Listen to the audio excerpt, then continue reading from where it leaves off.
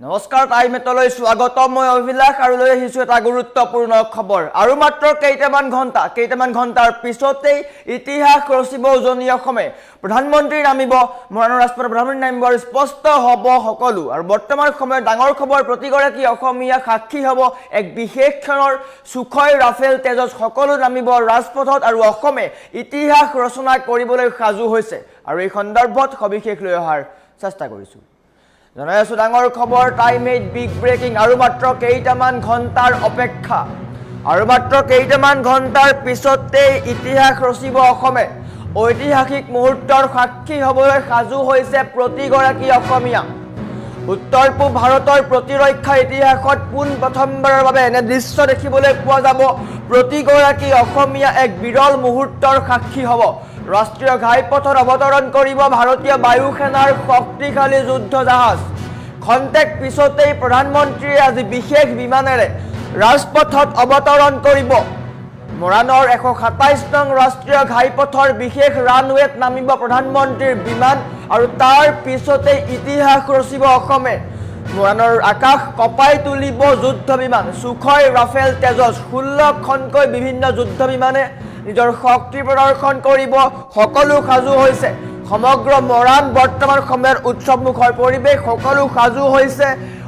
এক বিৰল মুহূৰ্তৰ সাক্ষী হ'বলৈ প্ৰতিগৰাকী অসমীয়া সাজু হোৱা দেখিবলৈ পোৱা গৈছে ৰাজপথত যুদ্ধ বিমানৰ অৱতৰণ চাবলৈ হাজাৰ হাজাৰ লোকৰ সমাগম দেখিবলৈ পোৱা গৈছে এনেকৈ কিছু সময় পিছতে এয়াৰ শ্ব' হ'ব অসমে ইতিহাস ৰচনা কৰিব কেতিয়াও নেদেখা দৃশ্য ৰাজপথত অৱতৰণ কৰিব বিমানে কল্পনা কৰক প্ৰতিগৰাকী অসমীয়া এই বিশেষ ক্ষণৰ সাক্ষী হ'ব কাহানিও নেদেখা দৃশ্য প্ৰতিগৰাকী অসমীয়া এই মুহূৰ্তৰ সাক্ষী হ'ব আৰু মাত্ৰ কেইটামান মুহূৰ্তৰ পিছতেই এয়াৰ শ্ব' হ'ব প্ৰধানমন্ত্ৰী ৰাজপথত অৱতৰণ কৰিব প্ৰথমবাৰৰ কাৰণে বিশেষ বিমানেৰে প্ৰধানমন্ত্ৰী অসমত আৰু এনেকৈ শুনিবলৈ পোৱা যাব যুদ্ধংদেহী ৰূপত বিমানৰ শব্দ আৰু মৰাণৰ সকলো আকাশ বতাহ কপাই তুলি পতলা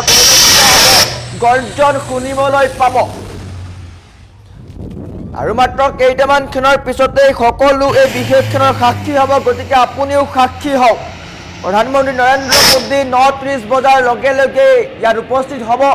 আৰু এই বিশেষ ৰানৱেটো উদ্বোধন কৰিব আৰু প্ৰধানমন্ত্ৰী উপস্থিত হোৱাৰ লগে লগে অসমে ৰচনা কৰিব ইতিহাস বিশেষকৈ উজনি অসমৰ লোকে লাভ কৰিব বিশেষ সুবিধা ELF আৰু বৰ্তমান সময়ত এটা বিশেষ খবৰ অসমবাসীৰ কাৰণে এনেকৈ বৃহৎ শব্দত কঁপি উঠিছে উজনি অসম আৰু এটা গুৰুত্বপূৰ্ণ খবৰ আৰু মাত্ৰ কেইটামান মুহূৰ্তৰ পিছতেই এই বিশেষ ক্ষণৰ সাক্ষী হ'ব প্ৰতিগৰাকী অসমীয়া গতিকে আপুনিও সাজু হওক এই বিশেষ ক্ষণৰ সাক্ষী হ'বলৈ প্ৰধানমন্ত্ৰী নৰেন্দ্ৰ মোদী আহিব আৰু কিছু সময় পিছতেই অৱতৰণ কৰিব ইয়াত বিশেষ বিমানেৰে অৱতৰণ কৰিব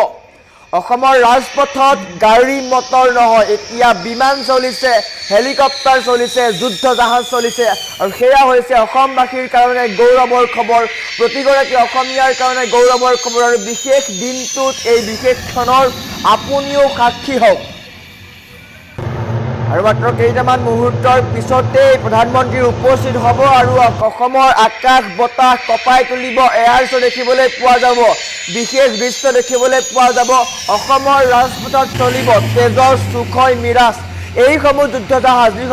জাহাজ পাকিস্তানৰ সৈতে যুদ্ধৰ সময়ত ব্যৱহাৰ হৈছিলে আৰু বৰ্তমান সময়ত অসমৰ ৰাজপথত এইসমূহ যুদ্ধ বিমান দেখিবলৈ পোৱা গৈছে প্ৰতিগৰাকী অসমীয়া ৰৈ আছে বিশেষ দিনটো চাবলৈ প্ৰধানমন্ত্ৰী আহিব বিশেষ বিমানেৰে অৱতৰণ কৰিব আৰু তাৰ পিছতেই বায়ু সেনাৰ বিশেষ এয়াৰ শ্ব' হ'ব যি উপভোগ কৰিব পাৰিব প্ৰতিগৰাকী অসমীয়াই দৃশ্যখন দেখুৱাইছোঁ বৃহৎ বিমান কল্পনা কৰক কিমান বৃহৎ বিমান দৃশ্যখন দেখুৱাইছোঁ আৰু প্ৰধানমন্ত্ৰীয়ে কেইবাটাও কাৰ্যসূচী লৈ অসমলৈ আহিছে দিনজোৰা কাৰ্যসূচীৰে আজি অসমলৈ আহিছে মোদী 9:50 চাবুৱা এয়াৰফিল্ডত উপস্থিত হ'ব প্ৰধানমন্ত্ৰী 10 বজাত ৰাওনা হ'ব মৰাণলৈ মৰাণ ৰাষ্ট্ৰীয় ঘাইপথৰ ELFত অৱতৰণ কৰিব প্ৰধানমন্ত্ৰীৰ বিমান আৰু আধা ঘণ্টা সময় 16খন বিমানে অৱতৰণ কৰিব শব্দ শুনোৱাৰ চেষ্টা কৰিম পুনৰ এবাৰ বিমানৰ শব্দ শুনোৱাৰ চেষ্টা কৰিম যদি সম্ভৱ হয় বৃহৎ শব্দ আকাশ বতাহ কপাই তোলা পৰিলক্ষিত হৈছে প্ৰায় আধা ঘণ্টা ধৰি ৰাজপথত এয়াৰ শ্ব' কৰিব 16খনতকৈও অধিক যুদ্ধ বিমানে আৰু অসমবাসীৰ সাক্ষী হ'ব এই বিশেষ ক্ষণত প্ৰধানমন্ত্ৰী উপস্থিত হোৱাৰ লগে লগে এই বিশেষ দৃশ্য দেখিবলৈ পোৱা যাব সকলো অপেক্ষা কৰি আছে গতিকে আপুনিও এই বিশেষ ক্ষণৰ সাক্ষী হওক আৰু মাত্ৰ কেইটামান মুহূৰ্তৰ পিছতেই এই বিশেষ দিনটোত অসমে ইতিহাস ৰচনা কৰিব গতিকে আপুনিও এই বিশেষ দিনটোত অপেক্ষা কৰক অসমৰ ৰাজপথত চলিব যুদ্ধ বিমান কেতিয়াও কল্পনা কৰা নাছিলে প্ৰতিগৰাকী অসমীয়াই কৈ আছে এই কথা কেতিয়াও কল্পনা কৰিব পৰা নাছিলে অসমে আৰু সম্ভৱ হৈছে কেৱল হিমন্ত বিশ্ব শৰ্মা চৰকাৰৰ দিনত প্ৰতিগৰাকী অসমীয়াৰ মন্তব্য অসমীয়াৰ ভাষ্য দেখিবলৈ পাইছে স্পষ্ট ৰূপত বাস্তৱিক ৰূপত দেখিবলৈ পাইছে কি ধৰণে ৰাজপথত অৱতৰণ কৰিছে এই বিমানসমূহ বিভিন্ন সময়ত দেখি আহিছিলে যে বিগত সময়ত কি ধৰণে উজনি অসমৰ ৰাষ্ট্ৰীয় ঘাইপথৰ জৰাজীৰ্ণ অৱস্থা হৈছিলে উজনি অসমৰ যোৰহাটৰ পৰা আৰম্ভ কৰি তিনিচুকীয়া পৰ্যন্ত যি ৰাষ্ট্ৰীয় ঘাইপথৰ যাতায়াত ব্যৱস্থা আছিলে সেয়া সম্পূৰ্ণৰূপে বিধ্বস্ত আছিলে যাতায়াত ব্যৱস্থা সুচল নাছিলে কিন্তু বৰ্তমান সময়ত গাড়ী বাদ দিয়ক বিমান অৱতৰণ কৰিব উজনি অসমৰ ৰাজপথত মৰাণৰ ELFত অৱতৰণ কৰিব বিমানে আৰু বৰ্তমান আজিৰ দিনটোত প্ৰধানমন্ত্ৰী অৱতৰণ কৰিব এই বিশেষ বিমানেৰে আৰু এনেকৈয়ে ইতিহাস ৰচিব বৰ্তমান গুৰুত্বপূৰ্ণ খবৰ ইতিহাস ৰচিবলৈ সাজু হৈছে উজনি অসমবাসীয়ে গৌৰৱবোধ কৰিব বিশেষকৈ অসমবাসীয়ে গৌৰৱবোধ কৰিব এই বিশেষ দিনটোত এই মুহূৰ্তৰ সাক্ষী হ'বলৈ পায় যিসকলে চাম বুলি ভাবিছে নিশ্চয়কৈ আপোনালোকে চাবলৈ যাব প্ৰধানমন্ত্ৰী মোদী আহিব প্ৰধানমন্ত্ৰী মোদীৰ উপস্থিতিত আপুনিও চাব পাৰিব এই বিশেষ এয়াৰ শ্ব' গতিকে আপুনিও সাজু হওক 10 বজাৰ লগে লগেই অৱতৰণ কৰিব প্ৰধানমন্ত্ৰী মোদী আৰু তাৰ পিছতে 16খনকৈ বিমানেৰে এয়াৰ শ্ব' হ'ব আৰু এই বিশেষ মুহূৰ্তৰ সাক্ষী হ'ব দেশৰ ইতিহাসত উজলি ৰব মৰাণ আৰু বৰ্তমান গুৰুত্বপূৰ্ণ খবৰ প্ৰধানমন্ত্ৰী মোদী ইতিমধ্যে ৰাওনা হৈছে অসমলৈ ঘণ্টামানৰ পিছতেই উপস্থিত হ'ব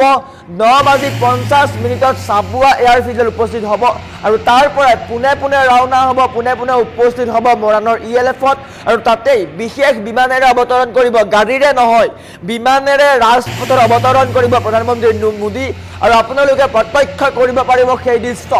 নিজ চকুৰে স্বচক্ষুৰে প্ৰত্যক্ষ কৰিব পাৰিব সেই দৃশ্য সমান্তৰালকৈ 16খনকৈ বিমানেৰে এয়াৰ শ্ব' হ'ব বায়ু সেনাৰ স্পেচিয়েল এয়াৰ শ্ব' হ'ব য'ত অসমে ইতিহাস ৰচিব উজনি অসমে ইতিহাস ৰচিব গতিকে আপুনিও সাজু হওক এই বিশেষ দিনটোৰ সাক্ষী হ'বলৈ এই ঐতিহাসিক মুহূৰ্তৰ সাক্ষী হ'বলৈ আৰু মাত্ৰ কেইটামান ঘণ্টাৰ পিছতেই সকলো সাজু হৈছে আপুনিও সাজু হওক প্ৰধানমন্ত্ৰী মোদী আহিছে মোদী অহাৰ পিছতেই আৰম্ভ হ'ব এই বিশেষ এয়াৰ শ্ব'